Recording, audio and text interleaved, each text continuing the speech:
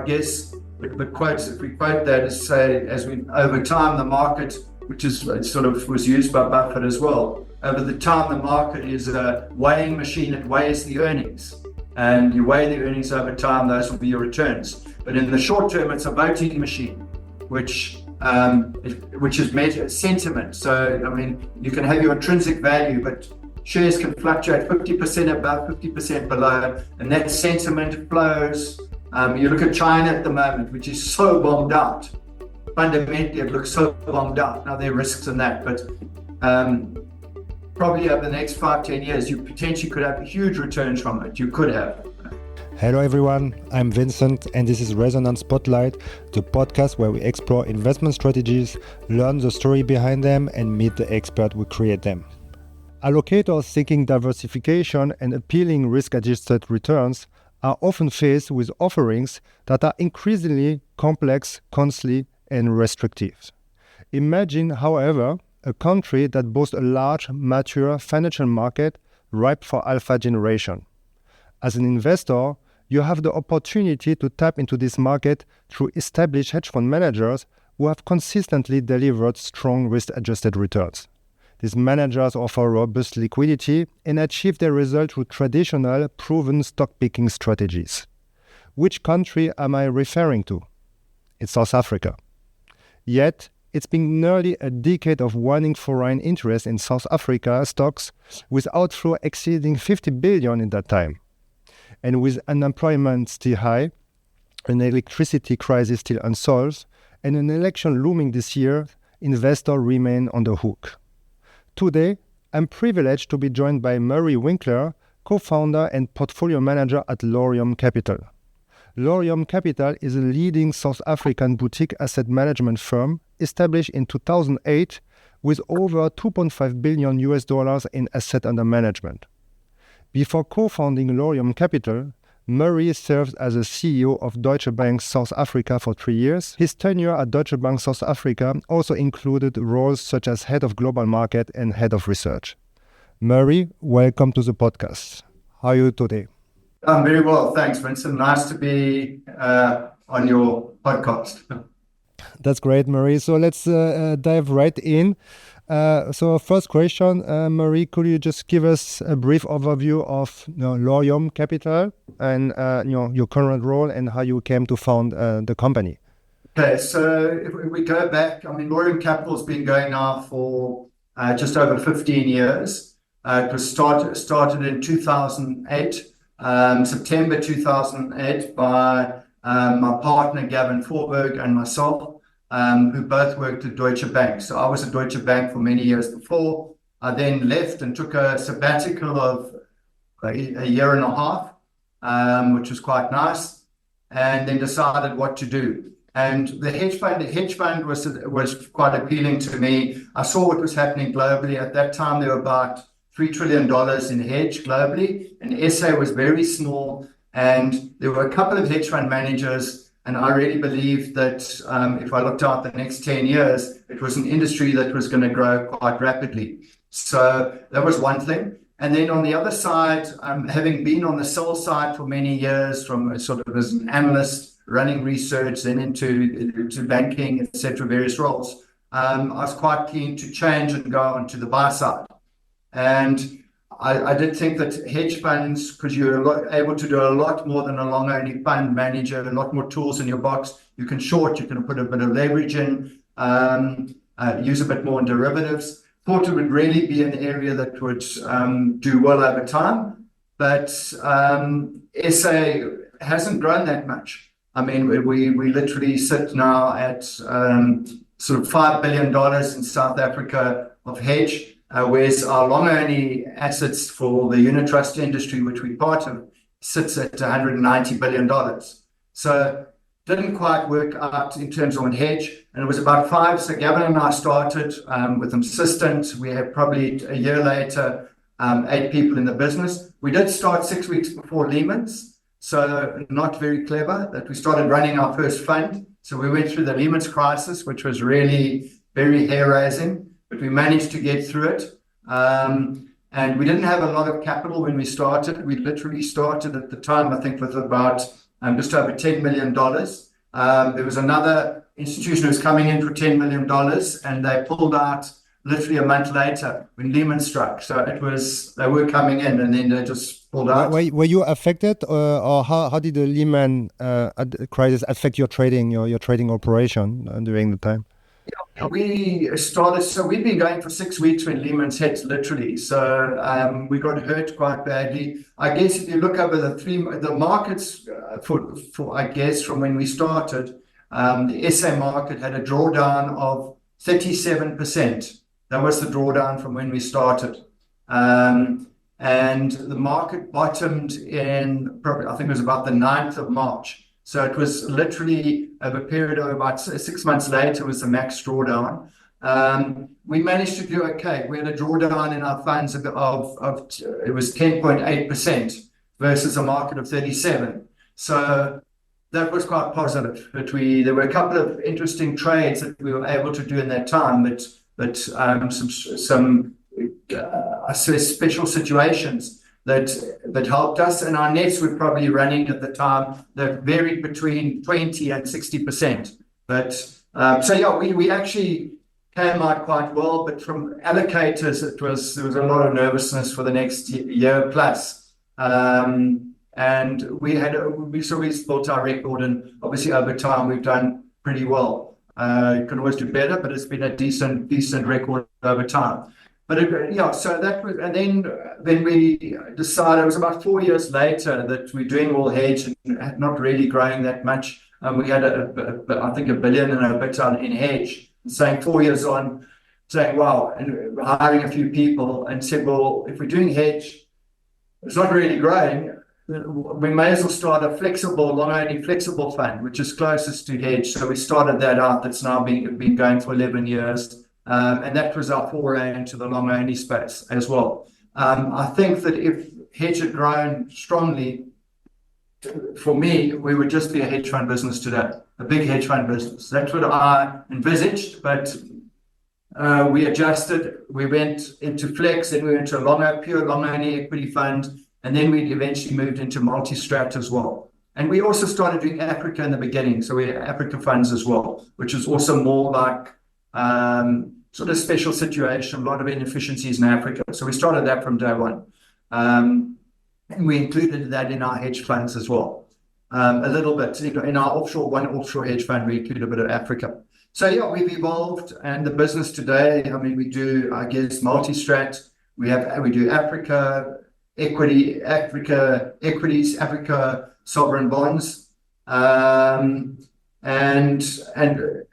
I guess we do have we brought someone in 3 years ago that runs a global fund for us, that Gavin and I are not involved in that, but I mean, we get input into it, but he runs that. So the business has steadily grown, and our hedge assets are just under 10% of our total assets that we run today, which is not how you envisage it, but we're pretty comfortable how the business has evolved over time. We have, I think, 17 people on the investment side now, and we have a total staff complement of around 35 people.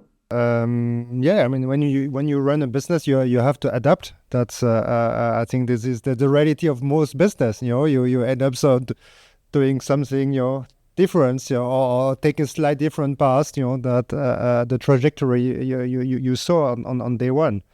That's great. Before we dive into your investment philosophy and strategy, I would like to understand how did you become a stock picker? Okay, so I guess it goes back to the qualifications. I mean, in South Africa, if you do finance, a lot of people do chartered accountancy. So you do a 3-year commerce degree, then you do an honors, and then you can do chartered accountancy. So you do 4 years of accounting. And accounting is very complex these days, I must say. It was less complex when I did it, but so you do sort of finance background, and very strong on the financial side. So from that, I then ended up getting into stockbroking. After doing my articles, ended up with a firm, Ivor Jones Roy, a stockbroking firm. I was a research analyst. And basically, that's where the foundations, I guess, of my research and the philosophy of the firm then, and it evolves over time, but a very strong in financial analysis. So if I look at any company, I mean, you can look at the textbooks, what you have your business assessment, the various factors that you look at from a business assessment, your customers, suppliers, competitive advantage, moat, a whole lot of issues that you look at. But and then that's the first component. Is it a good business or is it a bad business? Step one.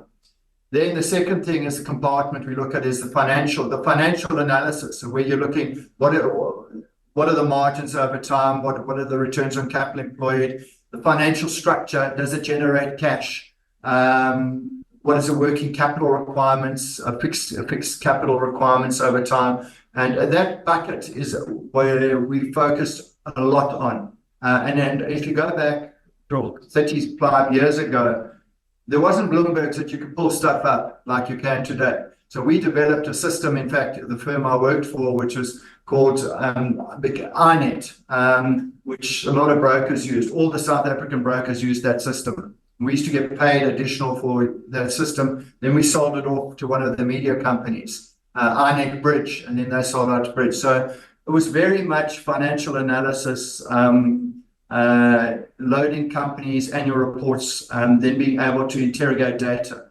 We set up a big database. So that was very much fundamental. So analysis. we call that fintech today. You could call that fintech. Fintech gets a nice high multiple. If we'd known that, we would have sold the business, because we did the partnership, sold it to Times Media, and I think it's a long time ago now. I think the multiple we sold it on was about a 10 times multiple. It was fintech, we could have got 30. Yeah, so I think that's the second bucket, and then the third bucket is really valuation. How do you value the company? But I think really the fundamentals and our processes are built on those three components, and we've evolved over time. The analysts, so I was an analyst, then I ran research for Deutsche Bank, and I was a stockbroking firm. We sold out to Deutsche Bank on deregulation in 1995, 1996. I think I was in fact, at the time, I was a youngster of the partners there. And then I took over, at that time, took over running research. So that was the foundations for Deutsche's research in South Africa. And I guess all along the way, it's just refining the process, what you do in those buckets, three buckets. It's how well you do it, how well you analyze the companies, and then obviously at the end of that, the valuations and understanding. And I guess if we just look back in time, a famous or interesting comment, I was forced to, when I joined Ivor Jones Roy, I mean, not many people knew about Warren Buffett at that stage. He wasn't a cult following like we have today. He'd obviously had some quotes, and actually in the CFA, I must have done the CFA in the early 90s. There were a couple of quotes from him, but I was forced to read a book that he quotes, Graham and Dodds. The senior partner came and said, okay, here's your book, here's your Bible, you go and read this. That was just one of the things, and then obviously that influenced Warren Buffett as well. So it was all fundamental, bottom up. So that's the core of what we do. There are a lot of ways to make money. I mean, and I guess the quotes, if we quote that, is say, over time, the market, which is sort of was used by Buffett as well, over the time, the market is a weighing machine. It weighs the earnings, and you weigh the earnings over time, those will be your returns. But in the short term, it's a voting machine, which is measured sentiment. So, I mean, you can have your intrinsic value, but shares can fluctuate 50% above, 50% below, and that sentiment flows. You look at China at the moment, which is so bombed out. Fundamentally, it looks so bombed out. Now, there are risks in that, but probably over the next 5-10 years, you potentially could have huge returns from it. You could have, not without risk, but I think that's, yeah. So do you think that the approach to what's needed to analyze stocks has really dramatically changed over the last 3 years, 30 years? I think if I look back, there were far more. I think volatility has gone up hugely in markets. So that's one thing. I think that the gaps in markets, because there were less inefficiency, seemed a little bit more from your analysis point of view. Today, I think passive has changed the market massively. I think if I look at the US market, it's like quite scary how more than 50% of that market is now passive. And I mean, the concentration of a couple of stocks, whether it's a Magnificent Seven, then a Fabulous Five, or then they're changing the acronyms. But NVIDIA this year now has got another, I don't know what it is, 4 or 5% of the market of the S&P. It's gone up 80% this year. I mean, wow, what happened in the last 2.5 months?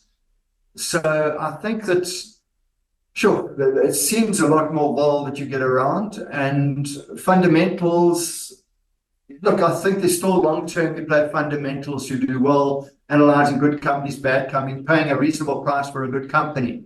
You'll do well over time. But I think we've been quite surprised. I mean, some of the movements that we've seen in the US markets, it's like quite scary. I mean, something like a Meta that I think went all the way down to 100. The next thing is back at 400 a year and a bit later, having collapsed almost half. Then the next thing is that it's up 3-4 times. Now, there's a lot of sentiment that is driving those things. Now, clearly there are changes in fundamentals, but the perceptions in very short-term periods of time, people change their minds and have very different views. Now, in the old days, you didn't really get that. I mean, well, old days, I'm thinking 15, 20 years ago, it wasn't like that.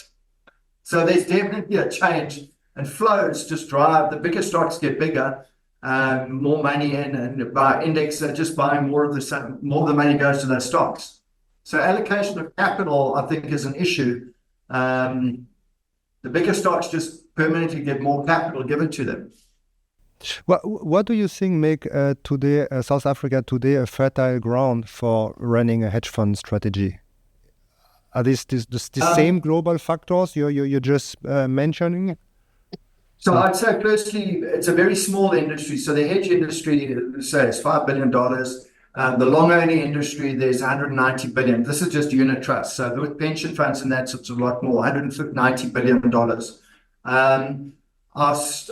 There probably, realistically, we think of 100 shares on the SA exchange. A lot of dual listed stocks like, I guess we've got Process here, we've got Richemont, we've got British American Tobacco, AB, NBev, Anheuser-Busch. We've got Qualters. So you have some dual Anglo-American, BHP Billiton. So in your top 20 market caps, they're dual listed. So you're playing stocks offshore and locally. Then if you move from outside the top 20, so from 20 to 100, now when you get to 100, you're starting to get quite small, but hedge funds not being huge, you can play in that space. So from stocks 20 to 100 for hedge funds, it's quite a fertile ground because you're not too big, you can get into stocks, you can get out of the stocks, and you can play in that space. And a lot of the big players aren't really playing from 40 and below. So you can find decent inefficiencies. That's just looking for shares. On the shorting side, liquidity is good. So we look at the top 80 market cap stocks, and there's no problem on getting shorts here as well. Cost of borrow is very cheap. You generally pay between 50 bips per annum and 80 bips per annum. So that's very cheap to borrow stock, and it's quite liquid. We limit ourselves on stock borrow here, where if we've got a 3% position, we can't be more than 1 day's trade. If we've got a 1% position in a short, we can be 3 days trade. So, and we can play in any of the top 80 market cap stocks. So that's fairly good. And yeah, the long only, some big long only funds here that you can say are one or two that they can't move that easy, and they're quite lazy, I'd say, in changing, doing stuff. So we can be quite nimble in some of the stuff we do. And if you compare to the US are very hard to have a competitive edge. We play capital raises, special situations here. We play those quite well, coming from an investment banking background. So I just think you've got a few more inefficiencies that sit in our markets, capital raises. You know all the players in South Africa, all the investment banks, you know very well, from having dealt on the other side, having done capital raises with the Merrills, the Cities, JP Morgans, Morgan Stanleys. You know, you've got to get some quite good insights, and you know the corporates very well. South Africa is quite small. Mhm. We already touched a bit on your investment philosophy, which I understand to be really like fundamentally driven.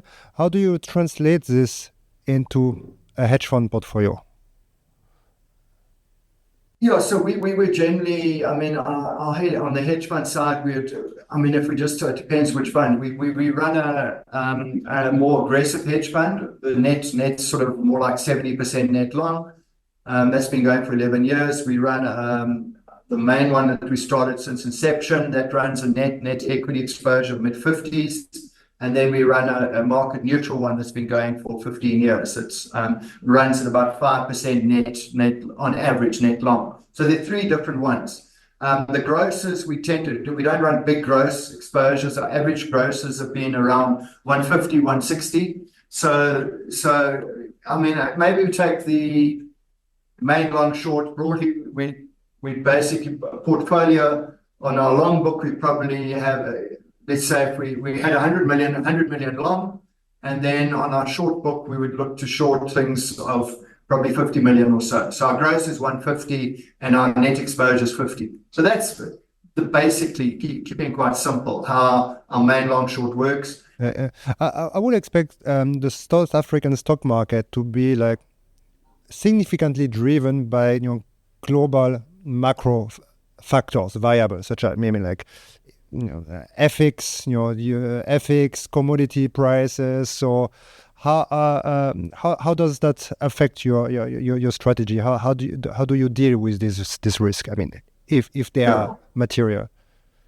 Yes, no, I mean exactly what you're totally right. They are very material. South Africa is part of the EM. So if we look at the composition of our index, we've probably got dual listed offshore stocks that are probably 40% of the market cap if you just look by value. Then we have our exporters, the platinums, the iron ore that sit in South Africa. Pure South Africa non-dollar based companies, which are the banks, insurers, the industrial companies, property companies, is less than 40% of our index. So that is pure SA Inc. That's really on the ground domestic. The rest of our market, because we EM, so we have a big slug in Naspers, which owns into Tencent. So we are very obviously global drives markets, but EM, we are very linked to EM. So China and EM is a big driver of how we perform. And we can see that resources in particular haven't done particularly what China has been doing well. Do you try to neutralize this risk, or do you rather play them actively? Or yes, we the resource exposure that we play, we dial down in our hedge funds. So if you look at pure resources, if you look at the South African index composition, resources would be about 35% of the SA index, which is SAS, there's oil, platinum, global diversifieds. And if we just look at how much we play on that, generally 15% exposure to resources is like probably, that's a lot. That's sort of probably, we don't often go much more than 15%. So yeah, because of the volatility on those, yeah. I believe we just briefly touched on that, but can you describe a bit your team, the people behind Lorion that help achieve this vision? Yes, so I guess Gavin and myself. I mean, one thing as a business that we've done with 37 people now, we have I think 18 people are shareholders in our business. We've set up a trust as well. We don't have outside shareholders, which is so we're able to run our own thing. But internally, people have got shares over time. Some have been given, some are paid in discounted prices. So that's a very important philosophy. I think Gavin and I own more than 50% of the shares, but I mean, there's a good 40% so that's owned by the rest of the stock, which is very important for them to be aligned. So Gavin and I clearly are drivers. Then we have, I guess, on the investment team, we have some very experienced people who've been around.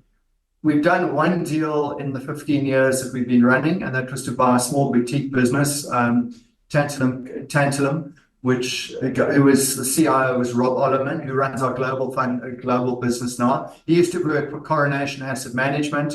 Three of them used to work for Coronation. He headed research for Coronation Asset Management in 2000, and so did Melanie Stockett, was head of fixed income for Cora. Maybe they should have stayed with Cora, but they actually left and started their own boutique. Did very well, and then they lost some assets, and two of the guys with them left. And anyway, we eventually did a deal where they joined us, and we acquired them. They had about 4 billion of assets. So they've come in. So very key.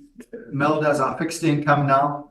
Rob is doing global, and he's some of the multi-strat. So they're pretty important in the team. No, but Gavin and I both known Rob for 25 years as well. Very much fundamental bottom up. So it works very well.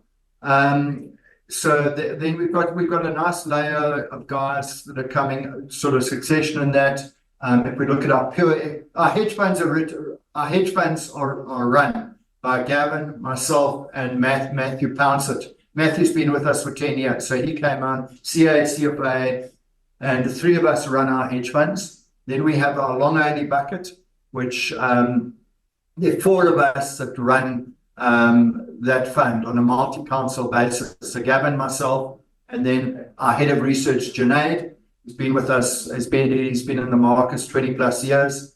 He runs that. And then Dwayne Tippenaar is also is 40 years old, been in markets 15 years. He runs a slice of it as well. So they're four on the equity side. Then in the multi-strat side, we have an asset allocation committee, which is chaired by a guy, Brian Thomas, who used to work with us at Deutsche. So he's involved in multi-strat. He chairs it. Then Gavin, myself, Mel, and Rob all sit on that. And then our asset allocation is done on that. And then we have Africa, which we have separate, which Paul Robinson runs our Africa business. Gavin and I used to in the beginning. Gavin still does a bit of Africa. I moved out of that 5 years ago. And Paul now is the primary fund manager on the equity fund. And then on our bond fund, we have Mel fixed income with Paul doing Africa. So we built a business, I guess, from with quite robust, with people coming up behind, all good, well qualified. That's pretty impressive. As I mentioned at the beginning, I mean the news flow, the international news flow on South Africa has been like pretty tough, lately. Do you see any green shoots on the horizon, or what's your view here in terms? Yeah, so I think if we look from democracy in '94, we had a wonderful period for 10, 15 years where we grew very strongly. And then I think it started when Zuma came in as president. So if you go look for the last 10 years, I think that South Africa's probably grown, GDP's grown, I'd say 1% a year. That's it. So in real GDP and per capita, we've gone backwards 0.5% per year, basically. So as you say, it's been pretty bad. You mentioned the number of $50 billion net outflows. Our bond market seems foreigners used to own 35% of our bond market. They own probably 20% today. So yes, it's been quite negative. I think fixed investment in recent years has been not a lot. Government has done a very poor job. So we do have elections coming up now. I think that from a fixed investment spend, electricity's been a huge issue that we just effectively they're allowing it to be privatized now, which is a big change. So our electricity situation where we've had load shedding, it's really improved this year. And last year, the government was forced into allowing the private sector to do their own bills. That's what happened because they got so bad. So that's a positive, and there's still a lot of stuff. So I think if you look 18 months from now, even in the next 6 to 12 months, it's getting better and better, less load shedding, and that will become less of an issue for a lot of corporates. So that is improving. It's a big global debate. Talking about the long case, you recently launched an Africa fund. Could you talk about the opportunity set there? Okay, so we've run an Africa fund for over 10 years, in dollars in Africa, and we do the whole of Africa. We initially started, our focus was very much Kenya, Nigeria, Zimbabwe in the beginning, and then we don't trade in Zimbabwe. For the last 5-6 years, we shut that down, and we haven't done that for a long time. And so Kenya, Nigeria, and then obviously Egypt, Morocco, as north as well. There's been a lot of, the problem in Africa has been a lot of debt issued, foreign borrowings, dollar borrowings, and that's caught up with a lot of African countries. So the pure beta side from Africa has been very disappointing the last 5 years. Not good. On an alpha basis, we generated quite significant alpha in dollars, but the beta has not been great. But what's happening? So we run, I think we've got in our Africa listed equities, we run just under $200 million is the size of the fund. So it's decent. The markets aren't that liquid, particularly in Nigeria. And you've been struggling to get money out of Nigeria, you've been struggling to get money out of Egypt. But what has happened now, there's been some currency reforms that are happening at the moment, which are also providing quite great opportunities. In Egypt at the moment, the currency was pegged at 30 to 1. And it's just now, literally in the last 2 weeks, it is allowed to free float, and it's at 50. So now money is going to start coming back into Egypt. And Nigeria was the same. The currency, you couldn't get money out of Nigeria. So they've also had a big deval, and the currency's gone. So we now think a lot of inefficiencies. I mean, South Africa's got a bit of inefficiencies. Africa's got a lot of inefficiencies. They're dual listed. You can funge between markets. You can to London in the local market, discounts pick up. So it's quite a good space to play. Yeah, but the beta story has not been good at all. And we did start recently, we did start a dollar. It's probably going 3 years now. Is a Africa bond fund, which does really sovereign bonds, and that's done pretty decently. It's done, I think, the last 3 years, it's done 5-6% better in dollars per year than just buying US long bonds. And also you're getting a running yield on that thing about 11% in dollars.